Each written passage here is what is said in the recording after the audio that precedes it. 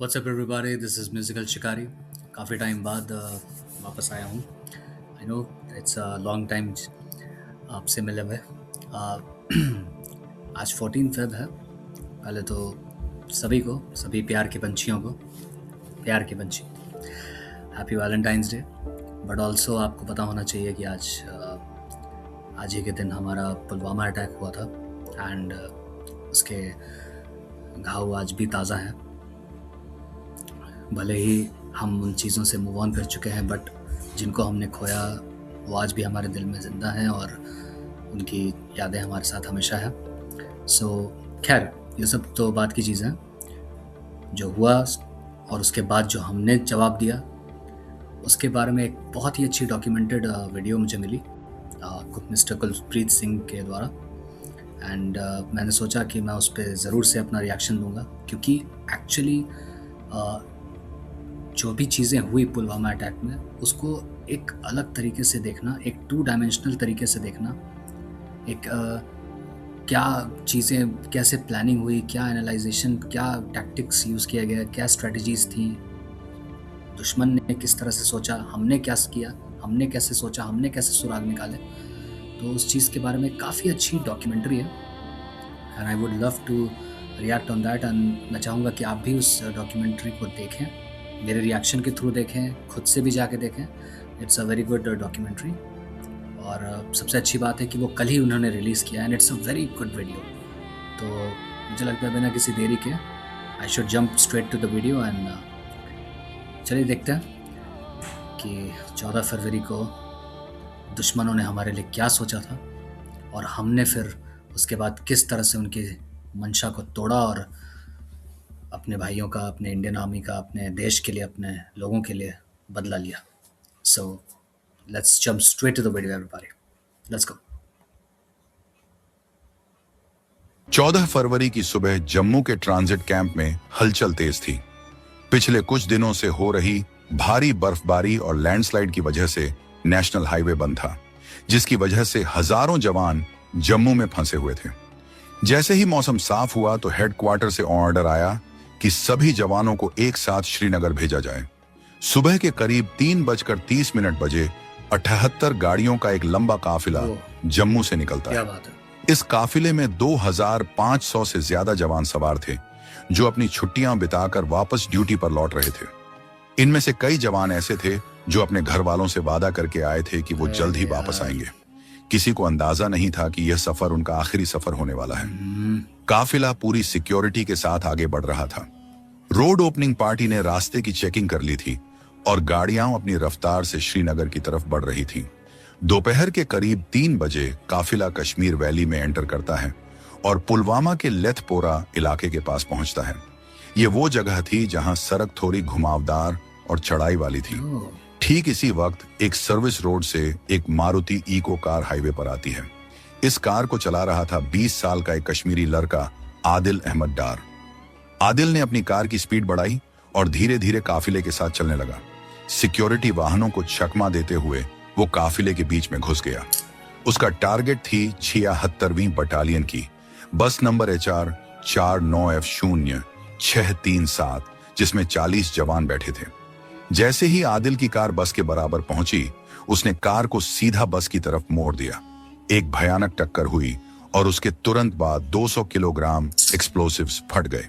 धमाका इतना तेज था कि बस के परखच्चे उड़ गए और लोहा पिघलकर सड़क पर बिखर गया। जो मंजर वहां था वो किसी भी इंसान की रूह कंपा देने वाला था। ब्लास्ट के बाद वहां सिर्फ धुएं का गुब्बार और चीख पुकार थी। जो जवान दूसरी गाड़ियों में थे वो तुरंत नीचे उतरे और उन्होंने कॉम्बैट पोजीशन ले ली, क्योंकि उन्हें लगा कि शायद आतंकवादियों ने फायरिंग शुरू कर दी है।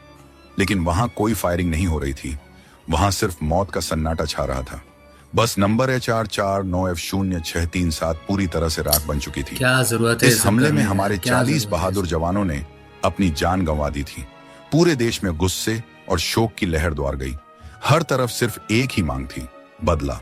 लेकिन इन्वेस्टिगेशन एजेंसियों के लिए यह एक बहुत बड़ी चुनौती थी। यह एक ब्लाइंड केस था।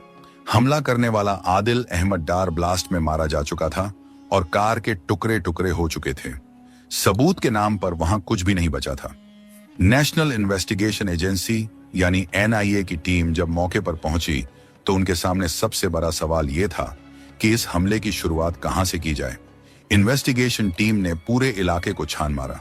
मेटिकुलस सर्च के बाद उन्हें मलबे के ढेर में एक बहुत छोटा सा मेटल का टुकड़ा मिला।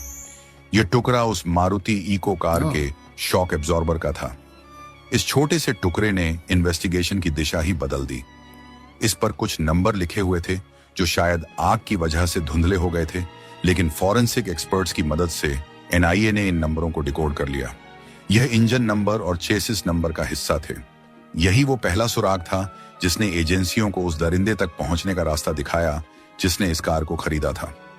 मारुति सुजुकी के इंजीनियर्स की मदद से पता चला कि यह कार 2011 में मैन्युफैक्चर हुई थी और पहली बार अनंतनाग में बेची गई थी।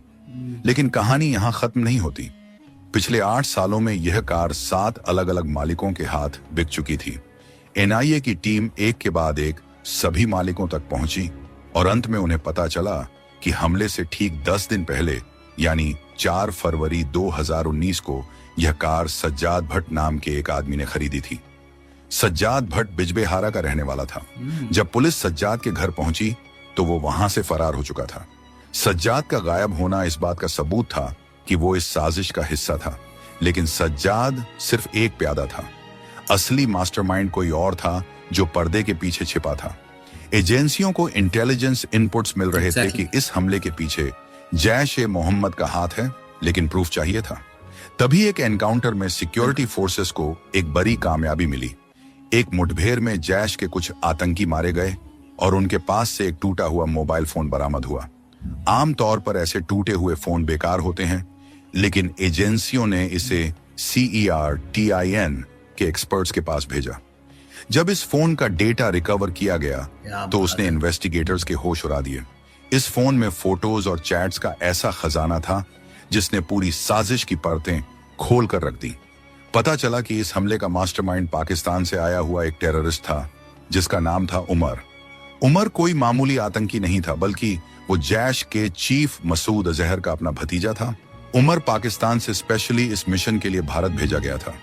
उसने अफगानिस्तान के ट्रेनिंग कैंप्स में अल-कायदा और तालिबान के साथ मिलकर एक्सप्लोसिव्स बनाने की ट्रेनिंग ली थी। अप्रैल 2018 में वो सांबा सेक्टर के रास्ते बॉर्डर क्रॉस करके भारत में घुसा था। उसने अपने साथ RDX और हाई ग्रेड एक्सप्लोसिव्स की तस्करी की थी। उमर कश्मीर में इद्रीस भाई के नाम से एक्टिव था। डेटा से पता चला कि उमर ने पुलवामा के लोकल लड़कों को ब्रेन वॉश किया और उन्हें इस हमले के लिए तैयार किया। उसने आदिल अहमद डार को सुसाइड बॉम्बर बनने के लिए चुना, क्योंकि आदिल एक लोकल कश्मीरी था और उस पर किसी को शक नहीं होता।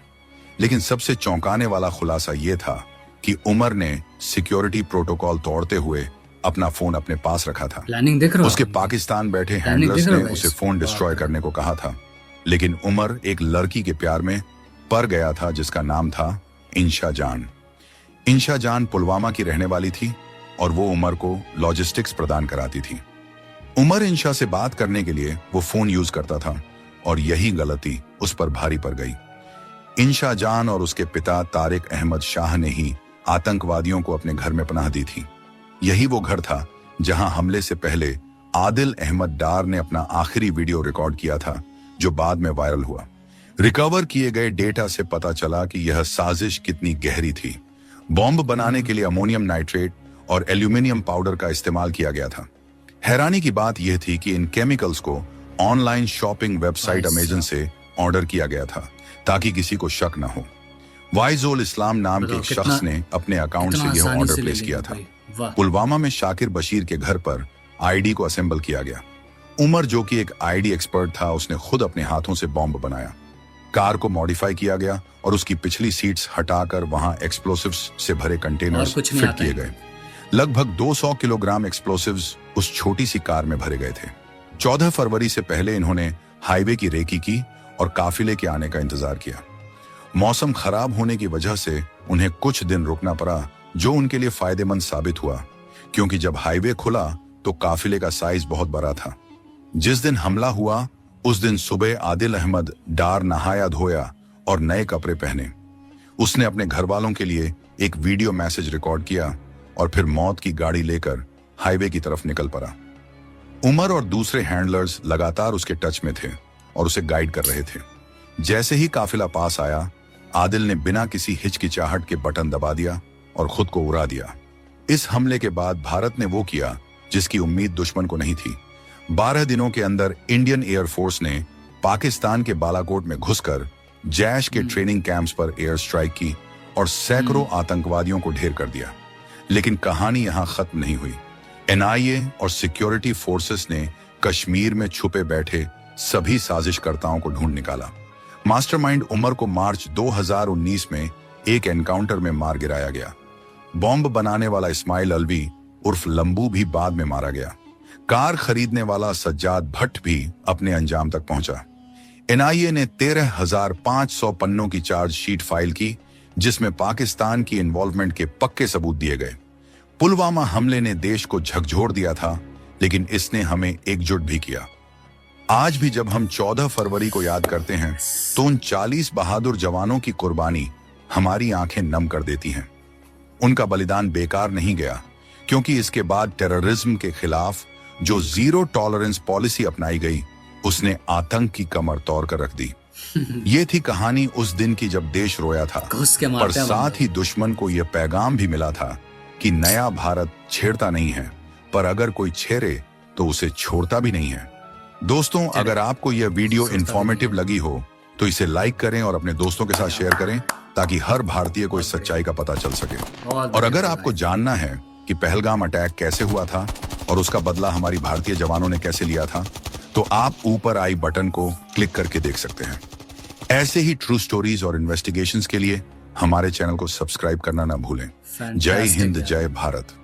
Fantastic video, fantastic documentary by Kulpreet भाई, आप सबने देखा लेडीज एंड जेंटलमैन। और मैं आप लोगों को बहुत एक्टिवली मैं एक तरह से मोटिवेट करूंगा कि आप सब ज़रूर से जाएं, ये डॉक्यूमेंट्री देखें, पुलवामा अटैक के बारे में जानें, because it's a very serious attack on India actually guys, और इंडियन आर्मी एक्चुअली गाइस, और हमारे आर्मी के लिए तो कुछ भी यार।